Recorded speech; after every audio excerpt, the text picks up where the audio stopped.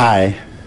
In the previous video I introduced you into the study of human sound systems, and we distinguished between two different branches of linguistics which study those, phonology and phonetics. In this video I want to look a little bit deeper into phonetics, and we will do so by considering the way in which consonants are articulated in human languages. But I'm not going to do that on my own. I brought my friend, the spliced head, here for illustration.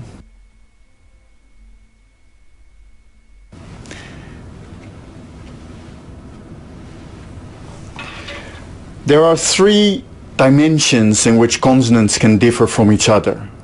The first dimension is called the place of articulation. Where in the mouth do you actually produce a sound? One such place, for instance, is here, at the lips. It's the place which I use when I produce sounds like p, or b, or m. You can see it. If you see me produce those sounds, you can see that I use my lips. P, b, m. Such sounds are therefore called labial sounds. Labia is the Latin word for lips. Another place of articulation is right here, just behind the so-called alveolar ridge, where you put the tip of your tongue.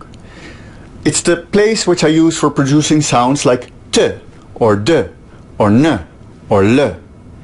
Again, you can try it for yourself. I would actually suggest stop the video now and try it. So it's t, d, n. They're produced, as I said, just behind the alveolar ridge. They're therefore also called alveolar sounds. You make them by the tip of your tongue, but you can also use the body of your tongue, the part of your tongue which is a little bit more in the back of your mouth. If you put that back of your tongue somewhere high up, you end up here, and that's called the velar place, because that's called the velum. That's the back part of your mouth. Now you get sounds like k, g, or ng. Again, try it. Stop the video. Try it. Next to these three places, labial, alveolar, and velar, English doesn't have many other places where sounds are produced. Other languages may have other places of articulation for producing sounds. Maybe your language produces sounds in a very different place. One place of articulation which is particularly interesting is actually not visible here on the spliced head because it would be too low down. It's the one for which you use your vocal cords by doing ah, ah, ah. That is a sound which is not made in your mouth, therefore, but somewhere down in your throat. That's apparently another possibility. So this was the first dimension of producing sounds, the place of articulation. The second dimension is how exactly do you produce the sounds? What do you do to the airstream? When you speak, the air typically goes out. Right? I do it when I exhalate. That's when I speak.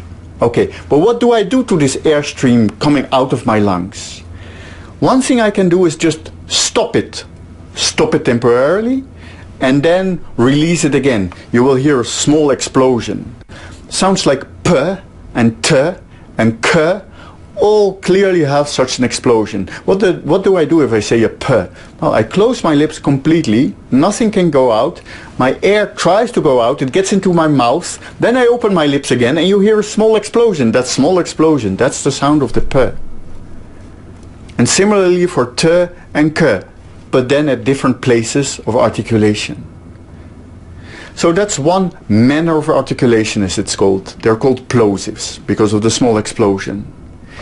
The second manner is by closing your mouth, but not completely, so that some air can slip through. Those sounds are called fricatives. S and f are good examples of such sounds. So if I say a f, I close my lips more or less, so some air can still get out, and you hear a lot of noise. That noise is the sound of the f in this case. And those are the fricatives. Another interesting thing you can do is you can close the airstream in your mouth, but open your nose so that the air can go out there. M or N are good examples of such sounds. They're called nasal sounds because you use the nose. You can actually see that you use the nose if you find a mirror. Try to find a mirror somewhere, a mirror which you can put under your nose, and then say P, nothing happens to the mirror, or say M, and you will see air on the mirror. You see some condensation on the mirror. A fourth manner of articulation which I would like to mention is one where you let the air go out more or less unimpeded in your mouth. Le or re are good examples of that. You do something with your tongue, but the air still can get out of your mouth more or less freely. Le or re. Again, try it. And again, think very carefully, because now I mentioned these 4 different manners of articulation, which are probably the most important ones for English, namely plosives, fricatives, nasals, and then the last ones which are called sonorants, the ones where the air goes out completely freely. But maybe your language has different ways of producing it. But let's move to the third dimension. This is again something about the vocal cords, the things down here or here. In men you typically see them easier than in women, but you can always feel them.